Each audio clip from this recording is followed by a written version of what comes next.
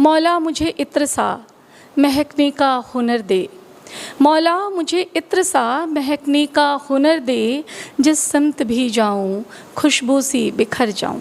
नमस्कार, मैं समी बर्नवाल और आप देख रहे हैं बढ़ता भारत न्यूज। पश्चिमी चंपारण के बेतिया में साहित्यिक सांस्कृतिक संस्था क्षितिज द्वारा एक साहित्यिक कार्यक्रम का आयोजन किया गया है, जिसमें सुप्रसिद्ध कवित्री रंजीता सिंह फलक जी आई हुई हैं, जो एक सामाजिक कार्यकर्ता भी हैं। तो आइए मिलते हैं इनसे और जानते हैं इनके बारे में। नमस्कार मैम, बढ़ता भारत न्यूज में आपका बहुत बहुत स्वागत है। बहुत शुक्रिया। युवाओं को पत्रकारिता और साहित्यिक सांस्कृतिक क्षेत्रों में इस तरह से आगे बढ़ता देखकर बहुत अच्छा लगता है। मैम, आप कहाँ से हैं? मैं मूलतः बिहार से हूँ। बिहार मेरा पैतृक प्रदेश है। मैम, पहली कविता जो लोगों को बहुत पसंद आई हो? मुझे लगता है 3rd-4th क्लास से मैं लिख रही थी, लेकिन जो मेरे जहन में है वो जगदम कॉलेज का उसकी एक पत्रिका निकलती थी, तो उसमें मेरी पहली कविता जो छपी थी वो एक युवा कवित्री के रूप में उसने मुझे चर्चा के केंद्र में रखा, और मेरे हिंदी के विभाग अध्यक्ष और सभी प्राध्यापकों ने उसे बहुत सराहा। तो एक प्रेम कविता ही थी, जो चांद और तारे के बीच की दूरी, एक जो बिल्कुल फिक्स डिस्टेंस होता है कि चांद के पास एक तारा दिखता है जो कभी भी बिल्कुल करीब नहीं आ पाता, तो उस थीम पर लिखी गई एक कविता थी। मेरा एक संग्रह 2020 में आया है, प्रेम में पड़े रहना।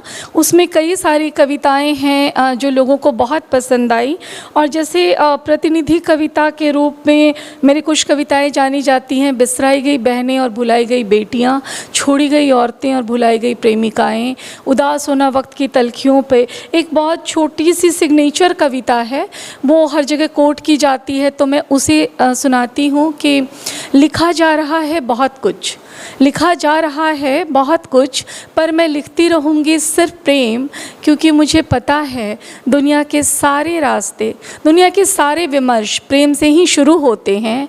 एक खूबसूरत दुनिया को बचाए रखने के लिए बहुत ज़रूरी है हमारा प्रेम में पड़े रहना।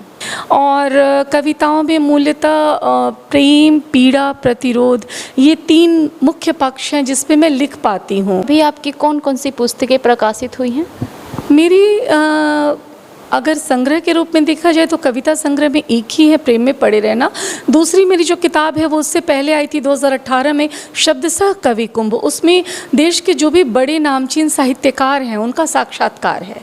कई सारे साझा संकलन है, तो वैसे तो याद करूँ तो 35-40 किताबें होंगी, लेकिन अगर मैं सिर्फ अपनी पसंद की किताब बताऊं तो ये 2 मुख्य किताबें हैं। 2-3 किताबें और हैं जो बिल्कुल तैयार हैं, लेकिन मुझे लगता है कि मैं उसको थोड़ा सा और रुक के प्रकाशित करूं, क्योंकि ये जो पहला जो संग्रह है प्रेम में पड़े रहना, वो अभी तक लगातार काफ़ी पसंद किया जा रहा है। तो इस संग्रह को पाठक पूरा प्यार दे के थक जाएं, तब मैं चाहती हूँ कि दूसरा संग्रह है।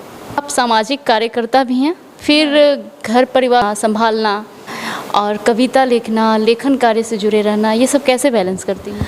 हाँ, देखो, मुझे लगता है कि महिलाएं जो हैं वो मल्टीटास्किंग मतलब अच्छी वर्कर होती हैं, वो बहुत सारे कामों को एक साथ मैनेज कर पाती हैं। तो मुझे लगता है कि एक बौद्धिक और जागरूक नागरिक होने के नाते मैं सोशल एक्टिविस्ट हूँ। समाज के प्रति संवेदनशील है, समाज के प्रति नहीं, अगर आप सिर्फ संवेदनशील हैं तो कहीं ना कहीं आप अपने आसपास के जुड़े लोगों को लेकर बहुत ही भावुक हो जाते हैं, उनकी परवाह करते हैं। इस परवाह करने के क्रम में मैं समाज सेवा से जुड़ती गई। मैं शायद बिहार में ऐसी पहली, खासकर छपरा वाले क्षेत्र में, लड़की थी जिसने वुमेन्स डॉरी एक्ट के लिए सबसे ज़्यादा लड़ाई की। तो इन चीज़ों ने मुझे अंदर से बहुत मजबूत किया, जीवन के ढेर सारे पक्षों को देखने का नज़रिया दिया। मैम, आपकी कुछ नई कविताएं जो आपको बहुत पसंद हो? हाँ, आने वाले संग्रह के लिए कुछ कविताएं हैं जो थोड़ी सी रोमांटिक या शायद ऐन्द्रिक कविताएं बोल सकती हूँ, वैसी हैं। एक कविता है स्मृति। तुम्हारे चले जाने के बाद भी मेरे दाहिने पैर के अंगूठे में फंसा हुआ है तुम्हारे आतुर होठों का वलय। ये एक कविता है जो थोड़ा सा रोमांस को परिभाषित करता है। एक कविता है प्रेमिकाओं के वार्डरोब।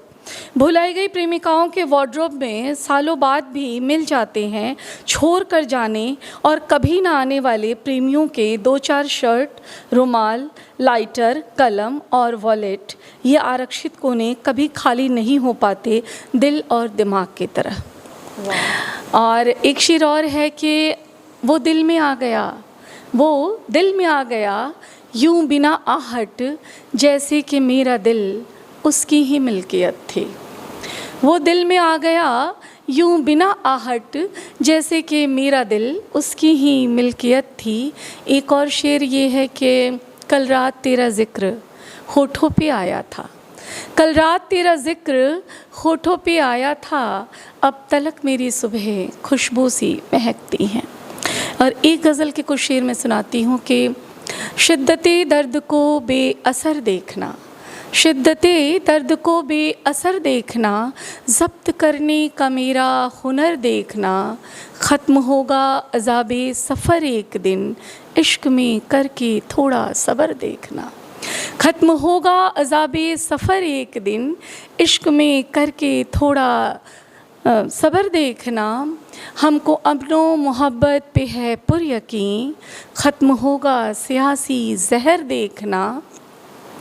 और शेर है कि वक्त इकसा रहा कब किसी का यहाँ, वक्त इकसा रहा कब किसी का यहाँ, आसमां की बदलती नज़र देखना।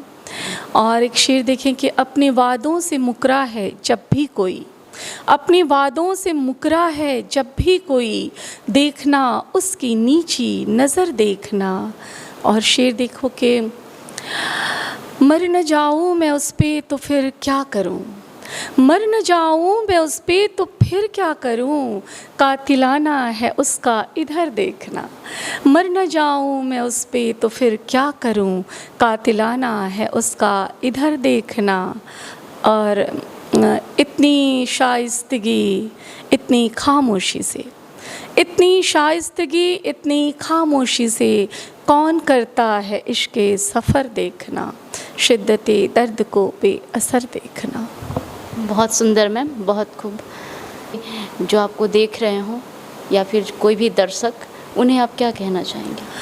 उन्हें मैं ये कहना चाहूँगी कि आप जब बड़े होते हो और अपने पेशे का चुनाव करते हो तो उस वक्त आप ये देखो कि आप किस काम से प्यार कर रहे हो, क्या करना आपको अच्छा लगता है। क्योंकि कई बार ज़िंदगी में ये होता है कि हम करना कुछ और चाहते हैं और करने कुछ और लगते हैं, तो ये रिस्क एक बार लो। अगर आप अपनी पसंद के काम में संघर्ष करने का मादा रखते हो तो शायद आप जीवन में सिर्फ सफल ही नहीं होगे, संतुष्ट भी होगे।